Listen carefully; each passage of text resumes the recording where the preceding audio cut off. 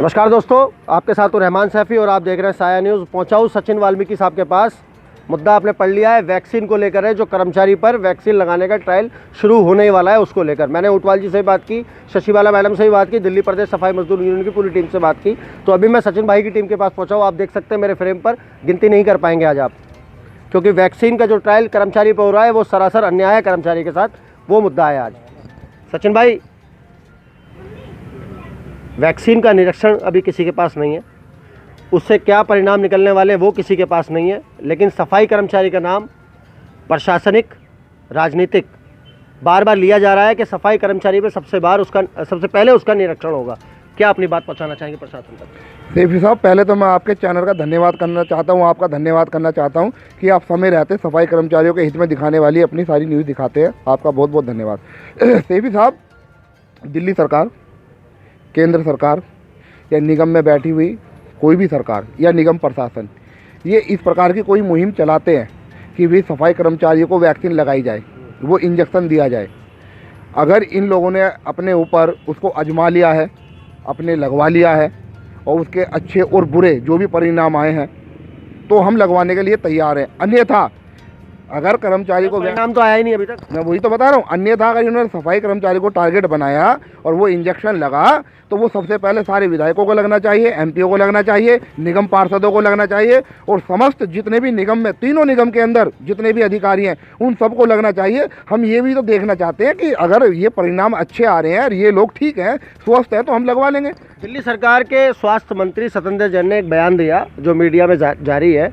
उन्होंने कहा 1000 सेंटर के आसपास बनाए गए हैं और मौजूदा वक्त में बनाए जा रहे हैं, लेकिन साथ साथ उन्होंने ये भी कहा कि एक ऑब्जर्वेशन रूम भी उनके साथ बनाया जा रहा है। आखिर वो ऑब्जर्वेशन रूम बनाने की वजह क्या है? क्या उनको अभी तक परिणाम के बारे में पता नहीं, या उनको ये बात पता है कि उसके घातक परिणाम भी उस बॉडी पर हो सकते हैं जिसको वो वैक्सीन लगाई जा रही है? आखिर क्या वजह है वो ऑब्जर्वेशन रूम बनाने की? सर, इन्हों की ये जितनी भी चालबाजी है ये एक चीज़ और मैं अपना सवाल पूरा कर दूँ। जब एक ऑपरेशन होता है तो वहाँ पे एक ऑपरेशन थिएटर होता है, तो उसके लिए एक्स्ट्रा ऑपरेशन थिएटर कोई भी नहीं होता है सचिन भाई, तो उसको देखकर आप अपना जवाब दीजिए। सर, ये सब इनकी मिली भगत है, इनकी चालबाजी है, ये सब लोग जानते हैं इसका क्या नुकसान है, क्या फ़ायदा है। इन लोगों को अभी इसके विषय में पूरा पता ही नहीं है। भले ये स्वास्थ्य मंत्री के पद पर काम कर रहे हैं, चाहे वो स्वास्थ्य मंत्री केंद्र के हों, चाहे वो दिल्ली सरकार के हों, ये सारे लोग इस चीज़ को जानते हैं इसका परिणाम ठीक नहीं होगा। तो कर्मचारी जिसका कोई माई बाप नहीं है, ये ऐसा सोचते हैं कि इनका कोई नाम बाप है ना कोई माँ है। पर सफाई कर्मचारी जो ट्रेड यूनियन चला रहे हैं, जितने भी पदाधिकारी हैं, जितने भी संगठन हैं, ये सब भली भांति जान चुके हैं कि ये हम लोगों को टारगेट बना रहे हैं, हमारे सफाई कर्मचारियों को टारगेट बना रहे हैं, वो जो हम होने नहीं देंगे। उसके लिए हमें चाहे दिल्ली के अंदर काम बंद हड़ताल करनी पड़े, धरने पे बैठना पड़े, चाहे निगम की ईंट से ईंट बजानी पड़े, चाहे सीधी लड़ाई हमारी केंद्र सरकार से करनी पड़े, हमें चाहे दिल्ली सरकार से करनी पड़े, वो हम करेंगे। पर सबसे पहले जितना भी ट्रायल होगा इंजेक्शन का, वैक्सीन का, वो सारे विधायकों पे, सारे एमपीओ पे, सारे प्रशासन के अधिकारियों पे होगा। अन्यथा हम अपने कर्मचारियों को इंजेक्शन नहीं लगने देंगे। ये हमारा टारगेट है और हम इससे पीछे नहीं हटेंगे। चाहे हमें कुछ भी करना पड़े, इसके लिए कोई भी बलिदान देना पड़े, वो देने के लिए हम तैयार हैं। तो देखिए, बहुत बड़ी बात है कहीं ना कहीं, और ये सत्यता भी है इस बात के अंदर। कोई भी सरकार, चाहे वो केंद्र की हो या दिल्ली की हो या प्रशासनिक की हो, प्रशासन के पास अपने बहुत आला अधिकारी हैं, उनके ऊपर अभी कोई परीक्षण का नाम नहीं लिया। सरकार के पास अपने बहुत नुमाइंदे हैं, कोई नाम नहीं लिया। ऐसे ही दिल्ली सरकार के पास आज तो दिल्ली सरकार के बाद दिल्ली सिविल डिफेंस जैसी एक बहुत बड़ी लॉबी है, उन्होंने उसका नाम भी लिया। मैं यहाँ पे कुछ सभी लगभग कर्मचारी हैं, मैं उनसे भी बात करता चलूँगा आज वैक्सीन को लेकर।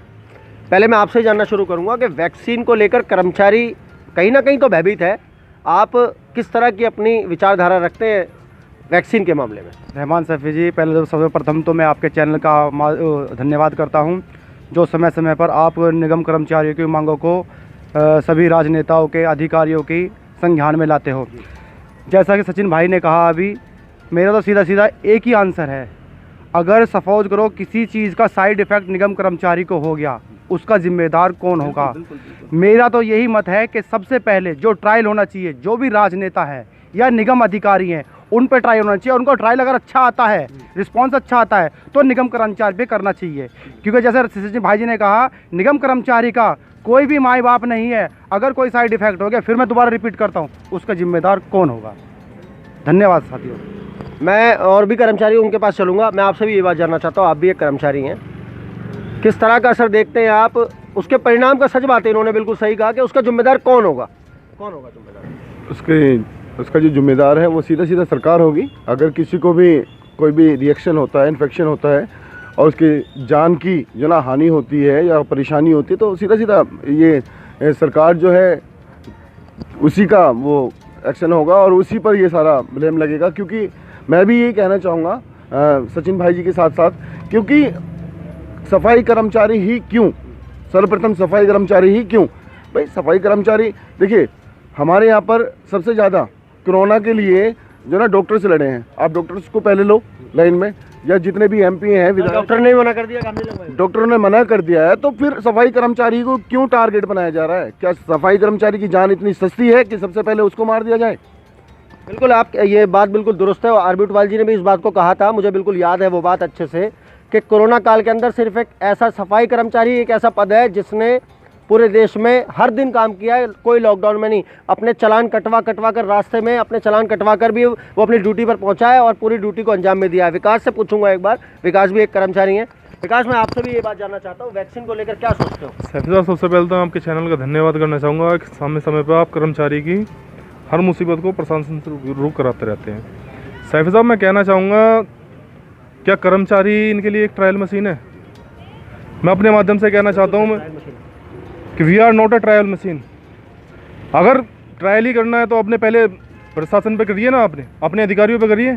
क्यों सफाई कर्मचारी की एक जान उन्हें बिल्कुल ऐसी लगती है कि वो जान नहीं है, उनका भी परिवार है, उनके ही बच्चे हैं, वो देखना चाहिए और प्रशासन को यही कहना चाहिए। आज कहीं ना कहीं विकास ने बातों में एक नामकरण कर दिया उस बात का कि क्या सफाई कर्मचारी ट्रायल मशीन है। अब मैं जो मेरा मुद्दा रहेगा आगे से वो इसी बात पर रहेगा। ललित भाई हैं, ललित भाई मैं आपसे भी जानना चाहता हूँ, आप भी एक कर्मचारी हैं। पहले सेवी जी, मैं आपके चैनल को बहुत मेरा सवाल है कि जिस तरह से विकास ने कहा, क्या सफाई कर्मचारी एक ट्रायल मशीन है? नहीं, मैं अपने सचिन भाई की बात से भी सहमत हूँ और जैसे कि मेरे सभी भाइयों ने कहा कि सफाई कर्मचारी की क्या जान नहीं है, उनके भी बच्चे नहीं है, जो सबसे पहले ट्रायल वैक्सीन का सफाई कर्मचारी पे करा जाएगा। पहले अधिकारियों को लगाओ, जो वैक्सीन लेके आए उनको लगाओ। मैं आपसे भी ये बात जानना चाहता हूँ, क्या सफाई कर्मचारी ट्रायल मशीन है? सैफी साहब, बहुत बहुत धन्यवाद आपका। सरकार की और निगम की उसमें तो हम एक ट्रायल मशीन ही है, क्योंकि जो भी कुछ होता है ये सबसे पहले हम पे ही लागू करते हैं।